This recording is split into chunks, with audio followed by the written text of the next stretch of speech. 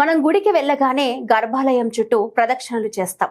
కానీ అది కేవలం ఒక ఆచారం మాత్రమే కాదు. దాని వెనుక ఒక అద్భుతమైన విశ్వ రహస్యం దాగి ఉంది. ప్రదక్షిణ అంటే కుడివైపు అని అర్థం.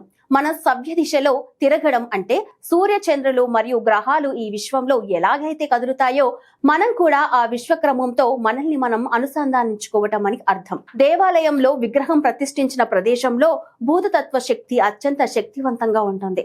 మీరు పాదరక్షలు లేకుండా ప్రదక్షిణలు చేస్తున్నప్పుడు ఆ పవిత్ర శక్తి మీ పాదాల ద్వారా శరీరంలోకి ప్రవేశించి మీలోని షట్చక్రాలను జాగృతం చేస్తుంది. అందుకే దర్శనానికి ముందే ప్రదక్షిణలు చేయాలి. మనం చేసే ప్రతి ప్రదక్షిణ మనలోని ప్రతికూల శక్తులను దూరం చేసి దైవ శక్తిని మన హృదయానికి దగ్గర చేస్తుంది. అంతేకాదు, ప్రదక్షిణల తర్వాత గుడిలో కాసేపు కూర్చోవాలనే నియమం వెనుక ఉన్న రహస్యం ఏంటంటే అది మన మూలాధార చక్రాన్ని స్థిరపరుస్తుంది. గర్భాలయం కేంద్ర బిందువుగా మనం తిరిగే వృత్తం భగవంతుడే మన జీవితానికి మూలాధారమని గుర్తు చేస్తుంది. ఈసారి గుడికి వెళ్ళినప్పుడు ఈ స్పృహతో ప్రదక్షిణలు చేయండి. ఆ మార్పును మీరే గమనిస్తారు.